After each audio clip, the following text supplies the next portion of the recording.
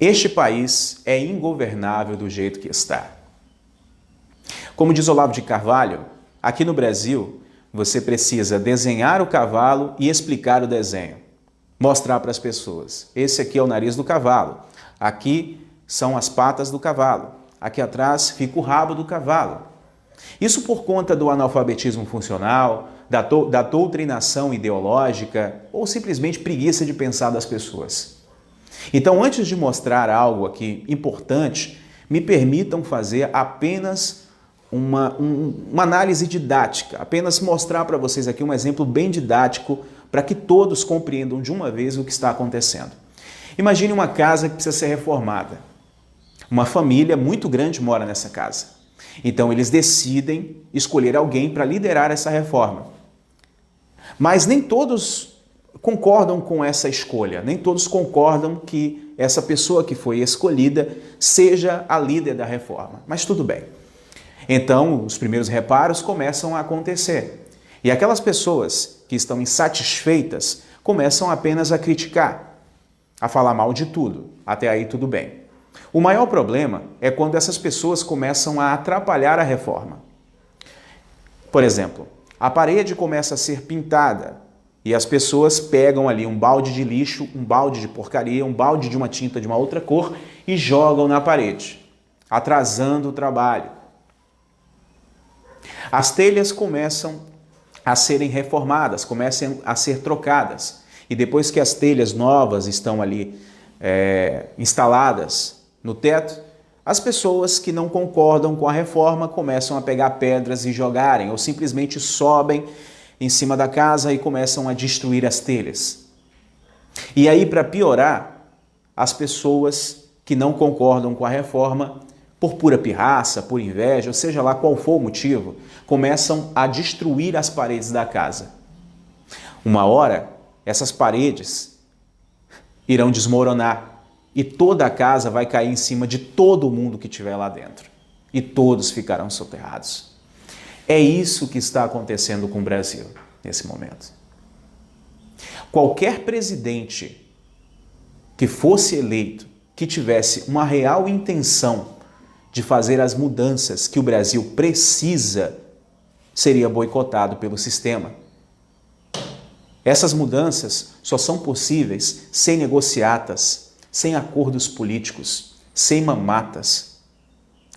E foi essa a proposta do governo Bolsonaro. Foi nessa proposta que nós votamos nele.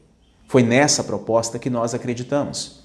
E agora, em apenas 5 meses de governo, está mais do que comprovado de que existe muitas organizações e interesses políticos que não querem um governo de interesse popular.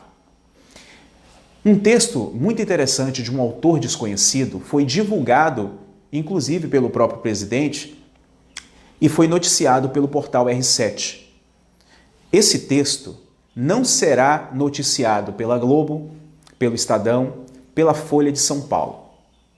Eu vou mostrar para vocês e agora vocês vão compreender o que de fato está acontecendo nesse país. Temos muito que agradecer a Bolsonaro.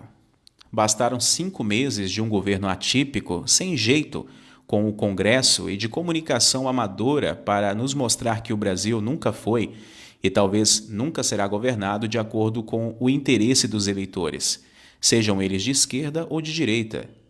Desde a tal compra de votos para a reeleição, os conchavos para a privatização, o mensalão, o petrolão e o tal presidencialismo de coalizão, o Brasil é governado exclusivamente para atender aos interesses de corporações com acesso privilegiado ao orçamento público. Não só políticos, mas servidores sindicalistas, sindicalistas de toga e grupos empresariais bem posicionados nas teias de poder. Os verdadeiros donos do orçamento. As lagostas do STF e os espumantes com 4 prêmios internacionais são só a face gourmet do nosso absolutismo orçamentário. Todos nós sabíamos disso, mas queríamos acreditar que era só um efeito de um determinado governo corrupto ou cooptado. Na próxima eleição, tudo poderia mudar. Infelizmente, não era isso. Não era pontual. Bolsonaro provou que o Brasil fora desses conchavos é ingovernável. Descobrimos que não existe nenhum compromisso de campanha que pode ser cumprido sem que as corporações deem suas bênçãos, sempre a contragosto. Nenhuma simples redução de números de ministérios pode ser feita. Corremos o risco de uma MP caducar e o Brasil ser obrigado a ter 29 ministérios e voltar para a estrutura do Temer. Isso é do interesse de quem? Qual é o propósito de o Congresso ter que aprovar a estrutura do Executivo, que é exclusivamente do interesse operacional deste último, além de ser promessa de campanha? Querem, na verdade, manter os nichos de controle sobre o orçamento para indicar os ministros que vão permitir sangrar estes recursos para objetivos não republicanos. Historinha com mais de 500 anos por aqui. Que poder de fato tem o presidente do Brasil? Até o momento, como todas as suas ações foram ou serão questionadas no Congresso e na Justiça, apostaria que o presidente não serve para nada, exceto para organizar o governo no interesse das corporações. Fora isso, ele não governa. Se não negocia com o Congresso, é amador, não sabe fazer política. Se negocia, sucumbiu à velha política. O que resta se 100% dos caminhos estão errados na visão dos analfabelistas políticos? A continuar tudo como está, as corporações vão comandar o governo Bolsonaro na marra e aprovar o mínimo para que o Brasil não quebre, apenas para continuarem mantendo seus privilégios. O moribundo Brasil será mantido vivo por aparelhos para que os privilegiados continuem mamando. É fato inegável. Está assim há 519 anos, morto, mas procriando. Provavelmente continuará assim. Antes de Bolsonaro, vivíamos em um cativeiro sequestrados pelas corporações, mas tínhamos a falsa impressão de que nossos representantes eleitos tinham efetivo poder de apresentar suas agendas. Era falso. FHC foi reeleito prometendo segurar o dólar e soltando-o 2 meses depois. Lula foi eleito criticando a política de FHC e nomeou um presidente do Bank Boston.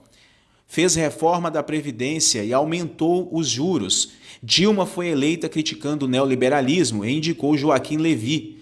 Tudo para manter o cadáver procriando por múltiplos de 4 anos. Agora, como a agenda de Bolsonaro não é do interesse de praticamente nenhuma corporação, pelo jeito nem dos militares, o sequestro fica mais evidente e o cárcere começa a se mostrar sufocante. Na hipótese mais provável, o governo será desidratado até morrer de inanição, com a vitória para as corporações, que sempre venceram.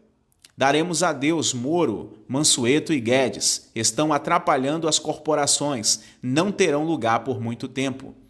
Na pior hipótese, ficamos ingovernáveis e os agentes econômicos internos e externos desistem do Brasil. Teremos um orçamento destruído, aumentando o desemprego, a inflação e com calotes generalizados. Perfeitamente plausível, claramente possível. A hipótese nuclear é uma ruptura institucional irreversível, com desfecho imprevisível. É o Brasil sendo zerado, sem direito para ninguém e sem dinheiro para nada. Não se sabe como será reconstruído. Não é impossível, basta olhar para a Argentina e para a Venezuela. A economia destes países não é funcional. Podemos chegar lá, está longe de ser impossível. Agradecemos a Bolsonaro, pois em menos de 5 meses provou de forma inequívoca que o Brasil só é governável se atender o interesse das corporações. Nunca será governável para atender o interesse dos eleitores, quaisquer eleitores. Tenho certeza que os esquerdistas não votaram em Dilma para Joaquim Levy ser indicado ministro. Foi o que aconteceu, pois precisavam manter o cadáver Brasil procriando. Sem controle do orçamento, as corporações morrem. O Brasil está disfuncional, como nunca antes. Bolsonaro não é culpado pela disfuncionalidade, pois não destruiu nada. Aliás, até agora, não fez nada de fato, não aprovou nada, só tentou e fracassou. Ele é só um óculos com grau certo para vermos que o rei sempre esteve nu e é horroroso. Infelizmente, o diagnóstico racional é claro. Céu. Autor desconhecido. Mais claro que isso, impossível. Não é porque o seu candidato não foi eleito que o Brasil precisa afundar. Não é porque você não vai com a cara de Bolsonaro ou acha que ele representa algo ruim, negativo na sua cabeça, que o Brasil precisa afundar. Seja você de esquerda ou centrão, direita, tanto faz. Todos nós estamos no mesmo barco. Por exemplo, se Bolsonaro não fosse eleito, eu ia torcer para o presidente fazer melhoras significativas para o Brasil. Mas, analisando os fatos e depois que analisamos aí esse texto, já está mais que comprovado que qualquer presidente que de fato queira fazer mudanças de interesse do povo e não de grandes organizações, será boicotado. O presidente está sozinho, a não ser que todos nós façamos pressão, a não ser que a manifestação popular seja maciça a favor do presidente. Ser a favor agora do presidente Bolsonaro não se trata de uma questão partidária, política, ideológica, de esquerda, direita, centrão, não. É uma questão agora de patriotismo, de amor à nação. Eu não estou falando para você morrer de amores por Bolsonaro, não. Só estou dizendo para você pensar. Só estou trazendo você aqui para a realidade. Pensa. A casa pode não ficar rosa, como você gostaria. A casa pode ficar azul. Mas pelo menos você vai ter uma casa para morar. Derrubar e destruir a casa não vai resolver, só vai piorar a situação. Então é isso. Sem mais o que falar.